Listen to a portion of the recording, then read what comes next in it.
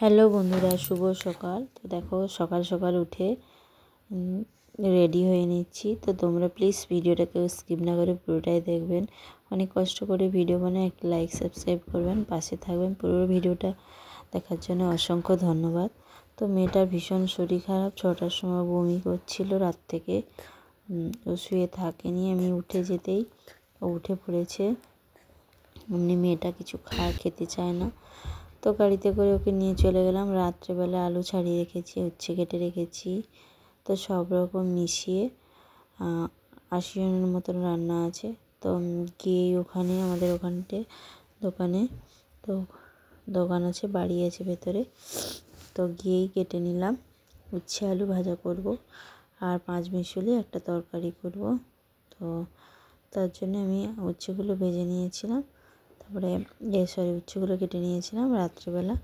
আর আলুগুলো এই দেখো সবগুলো উচ্ছেটা ধুয়ে নিচ্ছি। বেগুন, আলু আর এখানে সবজি টবজি সব রকমের দিয়ে ধুয়ে নিলাম। তারপরে দোকানে এধারে একটা দোকান আছে, তো এতগুলো রান্না ওইখানে সকালে জল খাবার হয়, তার জন্যে এখানে নিয়ে আলাদা একটা গ্যাসে করে নিয়ে চলে এসেছি। তো উচ্ছেগুলো ভেজে তুলে রাখলাম, তারপরে আলুগুলো ভেজে লাস্টে তুলব। তারপরে এই যে এদিকে উচ্ছে আলুটা আমি এখানে ভেজে নিচ্ছি, যে আলু ভাজাটা। এখানে একটা ভাত বসিয়ে রেখে দিয়েছি। তো তারপরে ওদিকে সবজিটা বানিয়ে নিচ্ছে। ডালটাও এখানে আমি এধারে বানিয়েছি, সবজিটা বানিয়ে নিল। তোমার কর্তামশাই সবজিটা বানিয়ে নিয়েছে, বানাচ্ছে। রান্নাবান্না পারে, তাই রান্নাবান্না করছে। তারপরে এদিকে সবজি হয়ে গেছে। তারপরে এই যে চালটা আমি দেবো লাস্টে, ভাত বসাবে, তা আমি চালটা ধুয়ে নিয়ে এসেছি। তো দেখো সবজিটা এবারে হয়ে গেছে, নামিয়ে দেবে। আমি চালটা দিয়ে আসলাম।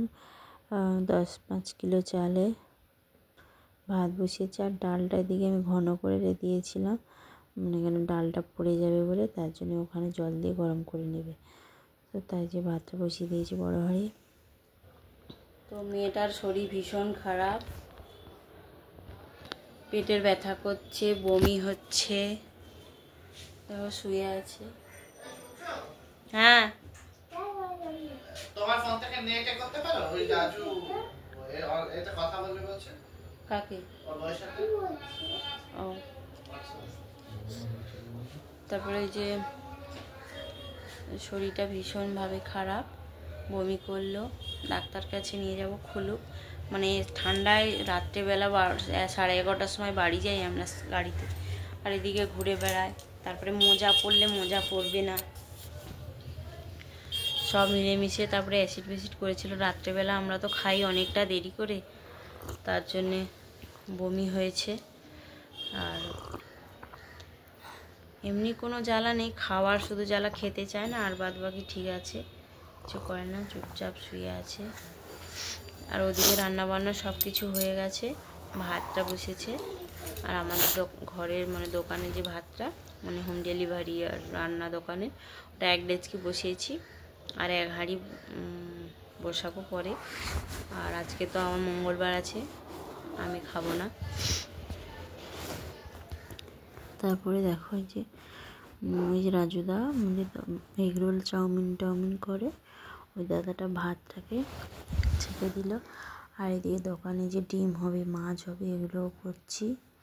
তো দেখো মঙ্গলবার দিন আমি তো খাবো না, তাই রুটি তরকারি খেয়ে নিয়েছিলাম। স্নান হয়নি, পুজো হয়নি, কিচ্ছু হয়নি। মেয়েকে নিয়ে ডাক্তার কাছে যাচ্ছে, তা দেখালো 7 রাত ধরে বমি করছে। আর এই যে দেখো তরকারিগুলো নামিয়ে দিলাম।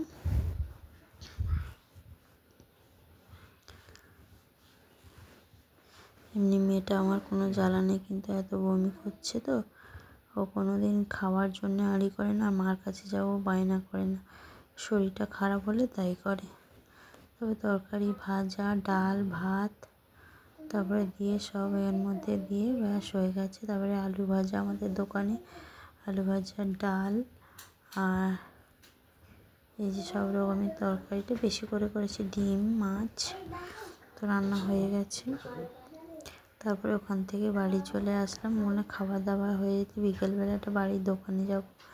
তো এই দেখো দোকানে রেডি মানে দোকানে এসে পেঁয়াজ কষছি, মানে মশলা কষছি, ওদিকে ডিম ভাজা করছি, তড়কা দেব, আর ওদিকে রুটি হচ্ছে। একসঙ্গে বেশি করে মশলা কষে নিই, আলুর দম, তড়কা, ঘুগনি, 3টে মশলা কষে নিই বা একটু বেশি করে নিই, থাকে।